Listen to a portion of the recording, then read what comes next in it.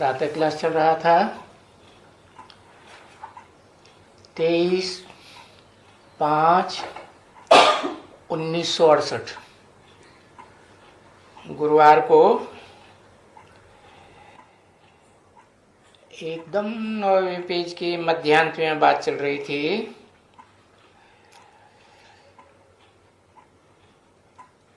कि वो जो शास्त्र हैं दुनिया में, और वो गुरु लोग उन शास्त्रों की अथॉरिटी हैं, शास्त्रों के सागर।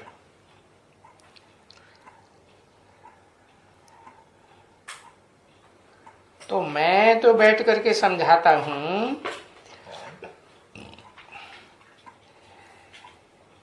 कि वास्तव में ज्ञान सागर तो मैं हूं।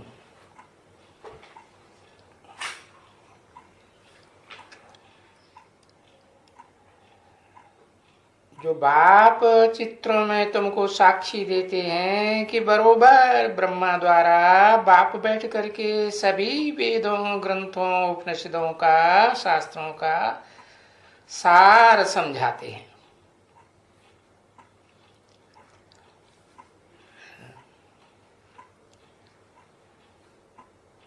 तो अभी देखो, इस बात को समझो कि किसके द्वारा समझाते हैं और कौन समझाते हैं।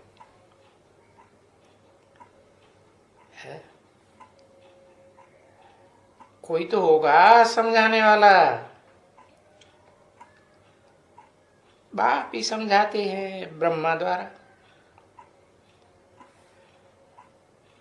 सारे रचयिता का वो समझाते हैं। रचना के आदि मध्य अंत का सब समझाते हैं।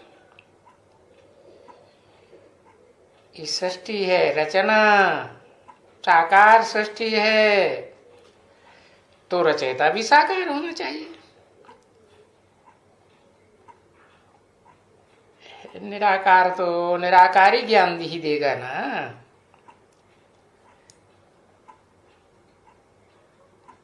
तो सारी साकार सृष्टि का जो रचयिता है, मनुष्य सृष्टि का बाप, जिसे राम बाप भी कहते हैं,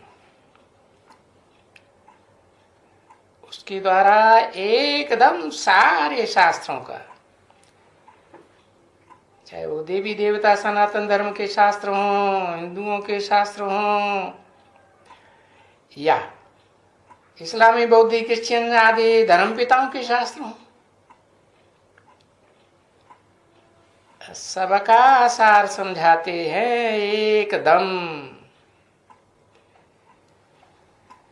क्योंकि सभी धर्मों में भक्ति तो करते हैं ना, अंधश्रद्धा वाली। तो जानते भी नहीं है कि भक्ति किसको कहा जाता है और ज्ञान किसको कहा जाता है। अंधश्रद्धा को भक्ति कहा जाता है और श्रद्धा विश्वास को ज्ञान कहा जाता है। तो देखो भक्ति में कितना अंधियारा है।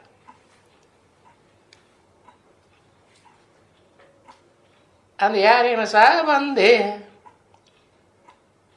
जैसे कहानी आती है कि अंधों को, अंधे बच्चे थे पढ़ने वाले, उनको हाथी का ज्ञान लेना था, तो बच्चों को हाथी के अंग पकड़ाई दिए, देखो ये है हाथी। तो किसी ने टांग पकड़ी तो कहा कि खंभ जैसा हाथी है, किसी ने पूंछ पकड़ी, किसी ने कान पकड़े, कान पकड़े वो कहता सूप जैसा हाथी है, किसी ने पेट पकड़ा, कहा कि अरे ये तो पहाड़ जैसा इतना बड़ा हाथी है। तो ऐसे ही भगवान बाप के बारे में ये सारी दुनिया अंधकार में पड़ी हुई है कि वो भगवान बाप क्या है। तो मैं आता ही तब हूं जब भक्ति का अंत होता है और ज्ञान की आदि होनी होती है। भक्ति का अंत माना कलयुग का अंत, और स्वर्ग का सोझरा, सतयुग का सोझरा। तो घोर सोझरे, अंधियारे से घोर सोझरा होता है। जब ये टाइम होता है तब मैं आता हूं।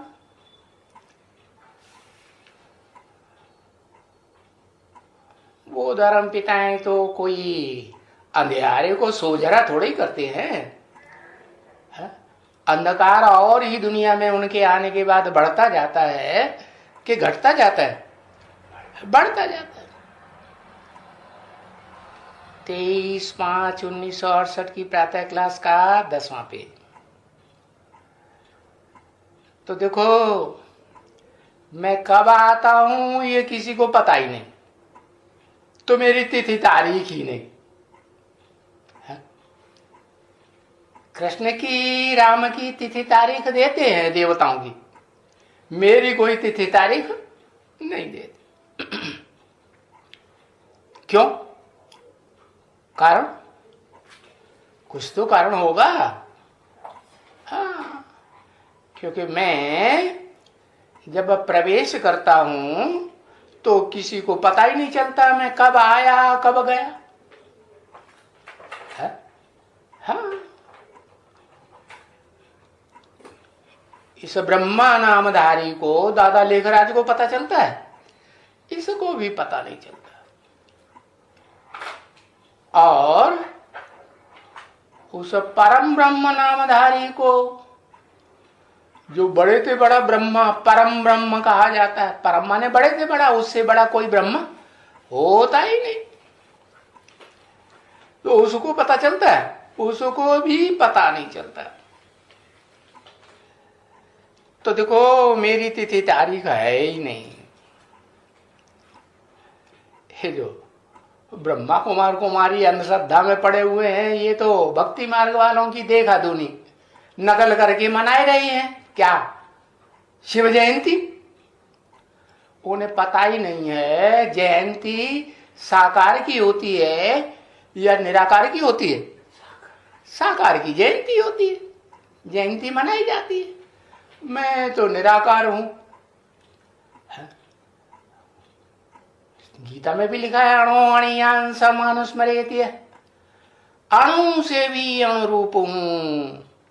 है जैसे बिंदु की कोई लंबाई चौड़ाई नहीं होती, अणु की भी कोई लंबाई चौड़ाई नहीं हो सकती। तो मेरी कोई तिथि तारीख नहीं है। जो बादशाही जिसको मैं देता हूं, नंबर 1 को, क्या इस दुनिया में कितने मनुष्य हैं नंबरवार? ज्यादा से ज्यादा कलयुग के अंत में जब इस सृष्टि का विनाश होता है तो 500-700 करोड़ मनुष्य होते हैं। उन मनुष्यों के बीच में नंबर 1 मनुष्य कौन हुआ? आदम, आदि पुरुष, जिसको मुसलमान भी मानते हैं, इस्लामी भी मानते हैं, क्रिश्चियंस भी मानते हैं, एडम कहते हैं। भारत में हिंदू आदिदेव कहते हैं, जैनी लोग आदिनाथ कहते हैं। नाम में देखो साम्य है कि नहीं है? समानता है।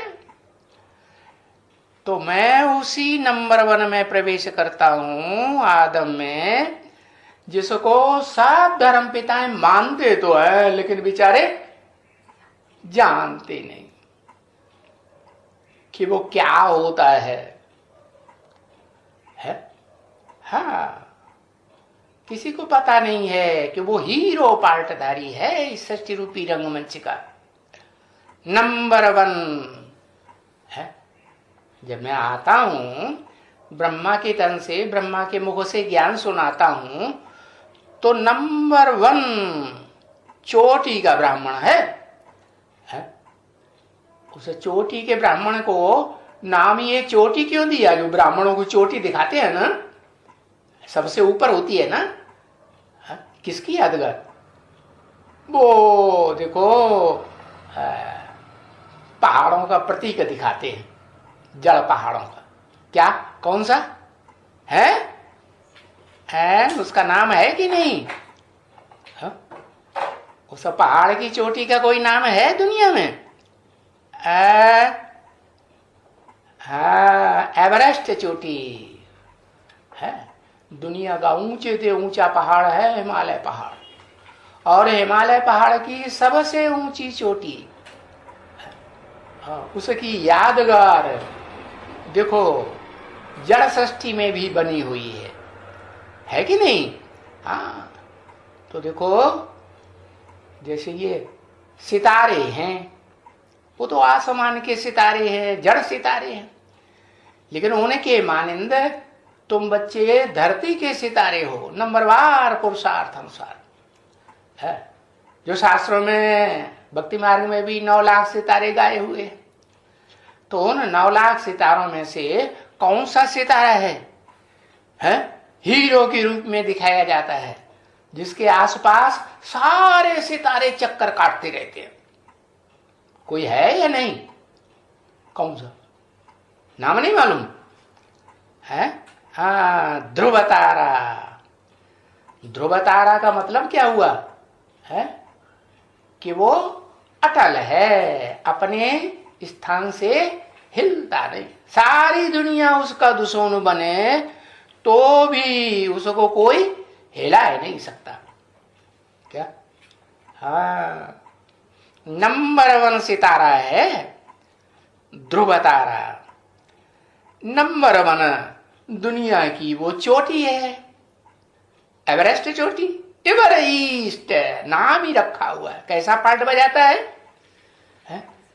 एकदम भारतीय पूर्वी सभ्यता का पार्ट बजाता है, त्यागी तपस्वी का पार्ट बजाता है, या पश्चिमी सभ्यता के क्रिश्चियंस का पार्ट बजाता है? क्या क्या अंतर है? वो त्यागी और वो बड़े भोगी। भोगी कि त्यागी? भोगी, महाभोगी, अति के भोगी। तो ये देखो उनकी यादगार भी दिखाई है भारत में। पूरब में दिखाते हैं जगन्नाथ, क्या खाते हैं और क्या उनका भोग लगाया जाता है? बोल, क्या दाल भात खाते हैं कि नहीं? और वो जो पश्चिमी सभ्यता की यादगार वाले श्रीनाथ हैं, पश्चिम में उनका मंदिर यादगार बनाया हुआ है ना, वहां क्या खाते हैं और क्या खिलाते हैं? वही असली घी के बने हुए मालपुए खाते हैं, और दूसरों को भी खिलाते तो हैं, लेकिन पैसे लेके खिलाते हैं साहूकारों को या गरीबों को खिलाते हैं? साहूकारों को खिलाते हैं। तो देखो मैं नंबर 1 बादशाही देता हूं किसको? जो अंतिम जन्म में इस सृष्टि का सबसे गरीबी का पार्ट बजाता है? हाँ, मैं गरीब निवाज हूं ना।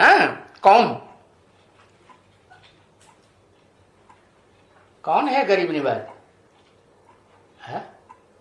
वही सदा शिव ज्योति जिसे कहा जाता है, शिव बाबा कहा जाता है तो शिव निराकार, निराकार आत्माओं का बाप ही है, बाबा नहीं है। लेकिन जब वो आदम के मुकर्रर रथ में प्रवेश करता है, जो कल्प कल्प का मुकर्रर रथ है, उसमें प्रवेश करता है तो उसे शिव बाबा कहा जाता है। निराकार और साकार का मेल हुआ ना। हाँ, तो फिर उसे गरीब को अंतिम जन्म में आकर के मैं विश्व की बादशाही देता हूं।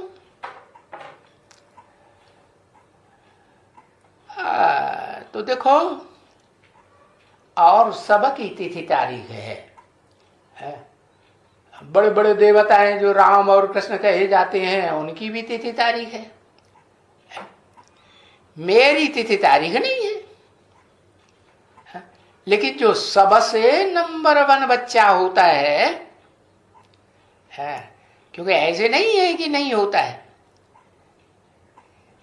कि कोई प्रलय होती है प्र माने प्रकष्ट, लय माने लीन, सब खत्म हो जाता है। नहीं, ऐसा कुछ होता नहीं है।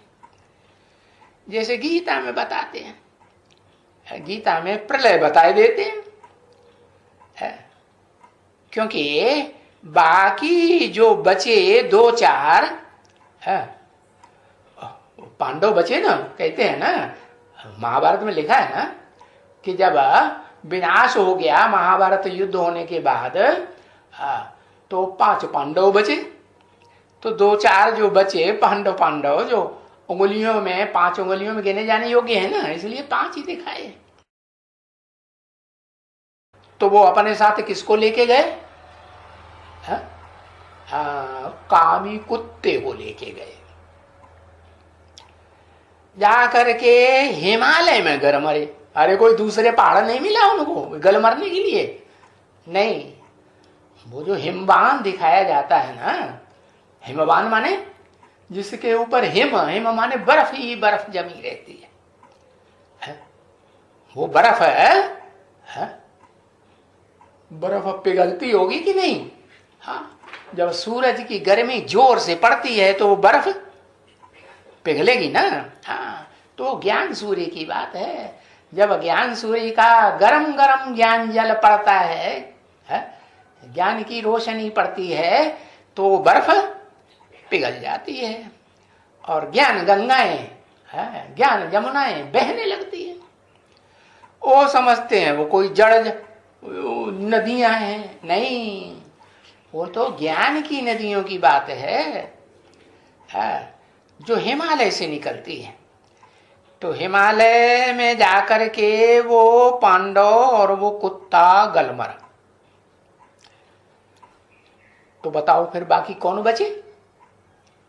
है, समझा ना? कौन बचा? अरे वही आदिदेव, देवदेव महादेव, वही बचता है। समझा ना? कौन? जो धर्म का राजा कहा जाता है। धर्म का राजा अर्थात ऊंचे से ऊंचे धर्म पिताओं के बीच में जो महान से महान धर्म पिताएं, ग्रेट फादर्स कहे जाते हैं, उनके बीच में सबसे बड़ा धर्म पिता अल्लाह वल दीन, जिसको मुसलमान भी मानते हैं, होगा या नहीं होगा? हाँ, होगा। समझा ना? तो वो ही बचता है और बाकी सब पांडव क्या? सब गल मारे। क्या? उनका जो देह है वो गल के खलास हो जाता। तो प्रलय कर दी, ऐसे दिखाई दिया। तभी उसी के कारण मनुष्य फिर बड़ी प्रलय मानते हैं। परंतु ऐसी प्रकष्ट लीन होने वाली प्रलय जिसमें सब लीन हो जाए, किसी कोई कुछ बचे ही नहीं, ऐसा तो होता ही नहीं। ऐसी प्रलय कभी नहीं होती है। अरे यही प्रलय है जिसको विनाश कहते हैं। विशेष नाश होता है इस सृष्टि का। वि माने विशेष, नाश माने नाश। बाकी ऐसे ही नहीं है कि सब कुछ खलास हो जाता है। अरे कुछ तो बचेंगे, नहीं तो नई दुनिया कहां से बनेगी? है, नई दुनिया के लिए कोई जन्म देने वाले चाहिए या नहीं चाहिए? तो देखो, यही स्थापना होती है। बस और वो कल्प कल्प होती रहती है स्थापना।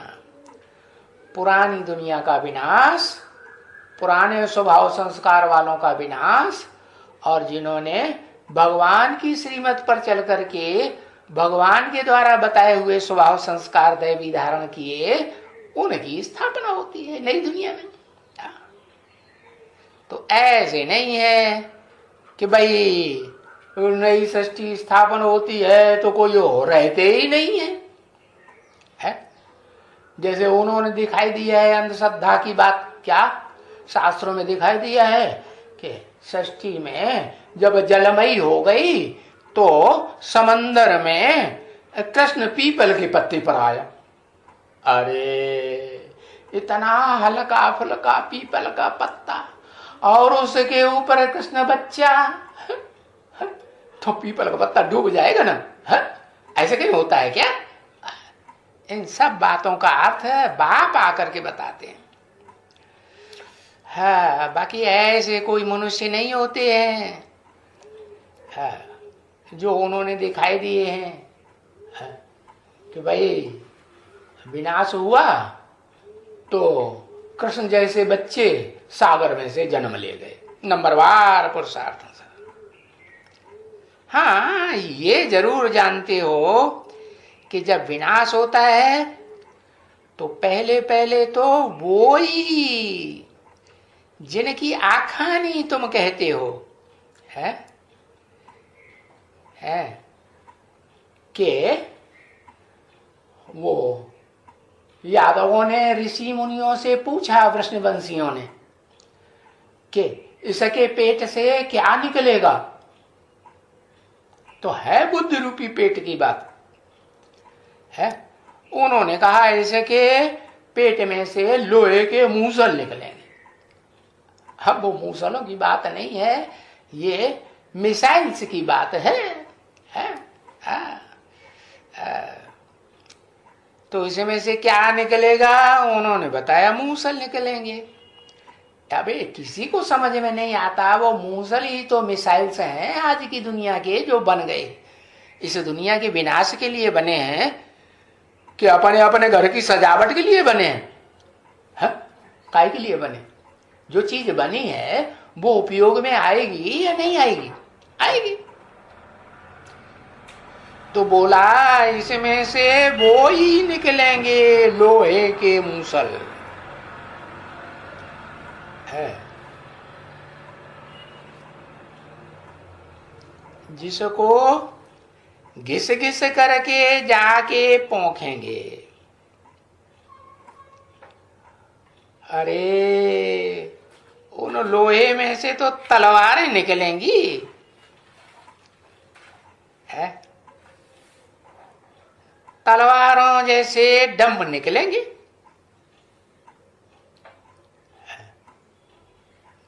तो वो ही उठाए कर करके शराब पी कर करके एक दो को मार डालेंगे बस। अब ये देखो कैसी चरियाई निकाली है। अभी तो तुम जानते हो बच्चे कि ये कोई बात नहीं है। अरे ये तो है ना यादवों की बुद्धि से दिखाते हैं ना शास्त्रों में। यादव बड़े धनाटे थे, विष्णुवंशी यादव बड़े धनाटे थे, बड़े बड़े ऊंचे महल माड़ियां, कई कई मंजिलों की, सैकड़ों मंजिलों की उनकी अटारियां थी, और बहुत शराब पीते थे। है शराबी कबाबी थे कि नहीं? मांसखोर थे कि नहीं थे? तो देखो अभी उनकी बुद्धि से, बुद्धि रूपी पेट से ये मिसाइल से निकल रहे हैं। जैसे देह का पेट होता है ना, तो उसमें सब कुछ भक्षण किया जाता है, ऐसे इनकी बुद्धि रूपी पेट से ये मिसाइल से एटम बम निकलते हैं, जिससे इस दुनिया का सब कुछ भक्षण कर जाते हैं, सब खलास। तो वो ही देखो साइंस से इनके बुद्धि रूपी पेट से निकल रही है। जिससे अपने कुल का विनाश करेंगे। अपने कुल का भी विनाश करते हैं और साथ साथ सारी दुनिया का भी विनाश हो जाता है ना। क्योंकि ये मिसाइल, ये एटम बम ढेर के ढेर बहुत हैं।